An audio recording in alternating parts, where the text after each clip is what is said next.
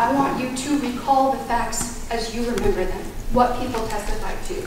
The state has never once come up here and told you to disregard evidence. That has never come out of any of our mouths. We want you to look at everything, even their own witnesses, and weigh their credibility. That's what we've asked you to do, not to come up here and name call them, call people names, tell them disregard a fatality and disregard the wreck. 2 of the defense attorneys told you, don't focus on her death. Those are elements in this offense, both offenses. To disregard that someone died is ridiculous. When does a DWI become a murder? Well, you saw it in this case.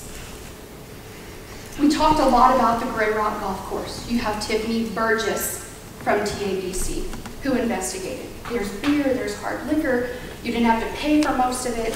Some don't require tickets. There's cart girls every few holes, 3 beer tables, 2 shot stations. That's what was there. I am not telling you he drank every bit of liquor that was offered that day. I'm telling you to look at the evidence we have and make your own conclusions from that. Craig House says 2 shots and 3 beers for sure, but he continuously had alcohol in his hands throughout the day. That's Tarr. You don't count another man's drinks. And I want you to remember what he said. He exited differently than he had all day. That's what Craig House told you. Someone who doesn't really know the defendant, who is not financially gaining from him like Justin Habrowski has, who said 1 or 2 beers, Jason Tarr never left his presence except to go to the bathroom. That is unreasonable to believe that. Jonathan Lang says he had shots, beer, doesn't give an exact amount. And Christopher Motal had no knowledge of what Tarr drank. He crossed him in a golf cart. So to say, oh, did you think he lost the normal use of his mental faculties? Why would I ask that question when he had very limited interactions with him? Why? To say that, well, he knew he was perfectly fine. How is he able to determine that on such a short period of time he had with him and had no knowledge of what he drank that day? And remember, Tarr told House and Lang that he was going to see his girlfriend in Westlake. That is completely different from direction from where this wreck occurred. That's a loss of mental faculties and physical faculties. You go the opposite direction of where you're supposed to be going. For some reason, this trial is focused on the Heitmans. 4 Heitmans who literally were just driving to go to a client of Mrs. Heitman. They followed him for 10 to 15 minutes. Mrs. Heitman told you, this is not texting. I don't know where this, oh, she said it was texting. She told you from the stand, this is not texting.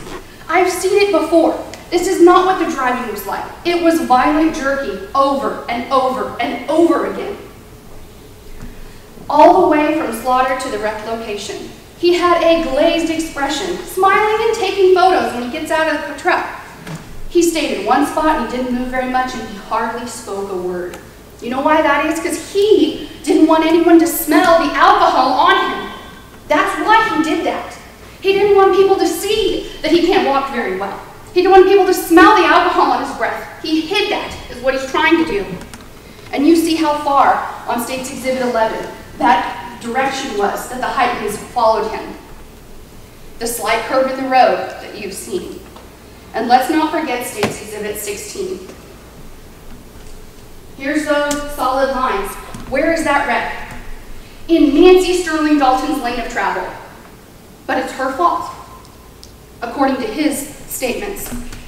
Did the defense counsel ever address to you why Mr. Tarr lied over and over and over and over again? Because it's bad for them. They don't want you to know that. He lied because he's intoxicated and he killed someone. Roy Gay, he's a retired police officer with experience in DWI crashes. Yeah, he noticed the truck was far to the left, saw the taillights. The truck went on its nose and to the side. He said there was smoke and steam everywhere. Held on to Tarr as he went to the guardrail. Thought he was impaired on something. So when you hear, oh, well, he said he didn't notice anything. That is not true. You heard his testimony. He thought he was impaired on something. Because he didn't smell alcohol doesn't mean someone's not impaired or that he didn't think that. It was chaotic. There was fluids, there's gases, there was kitty litter. He's not talking, he's not walking around. Officer Alvarez said that he believed Tarr was intoxicated. He couldn't recall the directions. It's funny to me because Tarr's walking fine. He doesn't smell like alcohol, but as soon as the evidence is bad for them, he doesn't know the direction and is lying about the wreck. He's been in a major accident. You just have to disregard everything. They want you to disregard things because they're bad for them. Clint Hamilton said Tarr had no emotion. There's golf clubs on the ground. The reason we asked the no containers and no bottles, no alcohol, is because we knew the argument was coming of the 4-hour later blood draw. He had no alcohol in those 4 hours. EMS refused IV medication. Why? Because he didn't want anyone to have his blood. That's another reason. The focus on these professionals is medical care. They're not here to determine the legal definition of intoxication. That's your job. That's not their job. It doesn't affect the way they help someone unless someone's puking their guts out. Again, no alcohol ingested with them. Melissa Salter smelled strong odor of alcohol, thought intoxicated. Dr. Kitlowski smelled strong odor of alcohol, thought intoxicated. And if you remember and recall what he said from the stand, would not have written that based on smell alone. That is what he told you. Dr. Day smelled strongly of alcohol, thought Tarr was intoxicated. Christopher Bryan, he had slurred speech, uncooperative, tried to leave the hospital. Trooper Kevin Lashley thought Jason Tarr was intoxicated. Of course, he arrested him. Got a warrant for the blood, smelled strongly of alcohol. Disregard all of this evidence. They're telling you to disregard it. I'm not telling you to disregard anything. You focus on everything and you make your determination. The crash was around 8. Well, the doctor said he was intoxicated about 9. So this 4-hour later argument is ridiculous. At 9 o'clock, around the wreck, they thought he was intoxicated. And even on scene, the EMS person, Emily Cave, says he smells of alcohol. How on earth are we supposed to determine someone's intoxicated on the side of the road where there's a dead body sitting in the road? They investigated because that's their job. To say that, oh, they had it in their minds, well, they had the evidence of the driving. They had someone who's deceased, who did nothing wrong to cause her death. Of course they suspected intoxication. To say, oh, there's no reason for intoxication is ridiculous. He tries to leave the emergency room, and the cops tell him he has a search warrant for his blood. There's no head injury at all. No ingestion at the hospital. And it's horizontal gaze nystagmus test. There's no horizon involved in that. None of the witnesses testified that to you. It is to show them the body is like this, a horizontal gaze. Well, their expert admits that you can do it lying down, but there's no prescribed method. Okay, fine. He also says, well, I don't agree with the studies that show it's okay to do it laying down. Okay, but as the defense counsel pointed out, it's been, what, 8 to 10 years?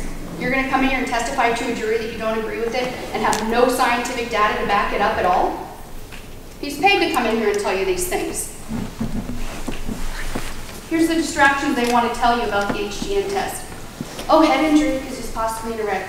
Well, there's no evidence. It's actually the exact opposite. Natural or resting nystagmus. That has not been anywhere. They're doing it to throw you off and say, well, maybe he had nystagmus. And if you remember, the natural nystagmus is normally not observed by the naked eye. And if you can't, you don't do the test. That's what Trooper Lashley testified to. And if it's true that he had some sort of natural or resting nystagmus, why didn't the expert come in here and tell you that? He did not use only the HGN to determine probable cause, by the way. He knew about the crash, smell of the alcohol, denial of drinking, and Tarr's version doesn't mesh, with physical evidence. It just doesn't match up. That's probable cause to arrest someone. Blood evidence, 1.02, 4 hours after the wreck. You have all these experts that have come and talked to you for days. I'm not going to tell you and go through all of these things. But their expert told you it takes 2.5 hours for a liter of whiskey to enter your bloodstream. Anyone who's drank any alcohol knows that's just not true. I don't know where that came from. And he doesn't know if Tarr's sample was even tested. He told you that, despite all the evidence and the actual Salinas, who came in and said, yes, this is the viable blood. I tested. Here's my initials. I need the pipette this way. I put it this way. I put it in there. All this evidence to the contrary, no, we just don't know. $500 an hour to tell you that. Also, his calculations are all wrong. If he calculated the way that we did, or the way that he did, like he showed you on the stand, which happened today, none of the known samples, which we know are 0.08, 0.15, or 0.5, would have matched up. So how on earth is he going to tell you that the sample is wrong? When his math doesn't add up. He even told you I would have thrown out the batch and done something else. His math is wrong. Did we change the rules? He just didn't take the time to calculate it, is what it is. They introduced into evidence most of these exhibits themselves. How did he change the rules when they entered the evidence? They didn't take the time to look at it. Intoxication.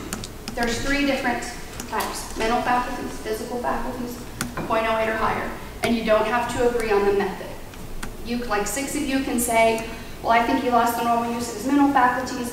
3 of you can say, I think he lost the normal use of his physical faculties. And the rest of you can say, no, I think he was over 0.08. You don't have to agree on those, as long as you all agree intoxication is met. Let me tell you, loss of mental faculties. He can't judge distance while driving. Can't judge the slight curve in the road. Hamilton's video, as Mr. Mao showed you, it's only a slight curve. Drove into solid lines. He doesn't know the direction of Austin or Buda. He can't tell how the crash occurred numerous times to numerous witnesses. I think part of that's just lying. And he told people at the golf course he was going to Westlake, ended up in the opposite direction. And most people I've seen said he was odd. Odd. You don't start out thinking, okay, well, if he's intoxicated, everyone is sober. That's how you tell if someone's intoxicated. You assume people are sober, and then you look at them and say, something's not adding up, I think they might be intoxicated. That's when you add the factors of intoxication. Physical faculties, that HGN, that's an involuntary jerking. Unsteady walking, Roy Gay told you that. Can't stay in his lane of travel, the Heidmans. Tony Ortiz testified to you about the effects of alcohol on the body. Alcohol is a poison, and it affects how your brain works. Your body can't help be affected by the alcohol, regardless of whether you think you're intoxicated or not. People react differently. Pretty much every witness who had any sort of training has told you that. EMS people, the doctors, the troopers, they've all told you that everyone acts differently when on alcohol. But Tony Ortiz told you the first thing to be affected is your decision-making and your tunnel vision. Well, that's the wreck we have here. That's how you know the alcohol impaired his ability to operate a motor vehicle. Those things were impaired. He could not judge the road after drinking all day. Regardless of a person's tolerance, you're affected by 0.08, regardless of their tolerance. So they want to tell you that he walked and he talked and, oh, he was texting. That is purely speculation. There's absolutely no evidence of that at all. At all. Quite contrary, with the Heidmans. Blood evidence is inaccurate, not reliable. Well, you know, there's no proof it was actually tested and it's irrelevant. Those are just arguments to distract you from what happened in this situation. They've seen texting and driving before. It wasn't texting. It went on for over 10 minutes. 10 to 15 minutes. How, oh, just to distract you in that one moment. That's impossible. Everyone here has seen a person who's texting and driving. It's either gradual and then, oh, we're going to get back in. It doesn't go on for an extended period of time. That's because the alcohol affected his ability to operate the motor vehicle. And if he had been texting, how on earth, in that wreck that you saw, was he able to have his phone in his hand, get out, take photos, and then record stuff later? Wouldn't you assume that that phone would be in the rubbish that where everything else was? Let's talk about causation for a moment. Under both charges. So felony murder, I only have to prove that the defendant committed an act clearly dangerous to human life while in the course of committing the felony TWI. Well, the evidence shows that. Sorry, Judge? 5 minutes. Okay, he was driving while intoxicated, and he drove in oncoming traffic. Intoxication manslaughter, Intoxication must be the reason that Nancy died. Well, the evidence shows that as well. Drove in oncoming traffic in no passing zone, lost the normal use of his mental or physical faculties. And because he was intoxicated, Nancy would have never died if he wasn't. State's Exhibit 16. Multiple blunt force traumas. Dr. Perez told you that Nancy would have lived a normal life but for this wreck. She had no other disease or malformation in her body that would have caused her death naturally. On September 29, 2014. And Debbie Supernall held her hand as she died on the side of the road. So when does a DWI become a murder? Well, this is when it becomes a murder. When you have 2 prior convictions and you commit felony DWI, you're drinking all day at a golf course with your buddies, and then you get in your car and you disregard everybody else's life because of your own selfish desires to drink and just have a good time. He's guilty, both of these charges. But your puzzle looks like this.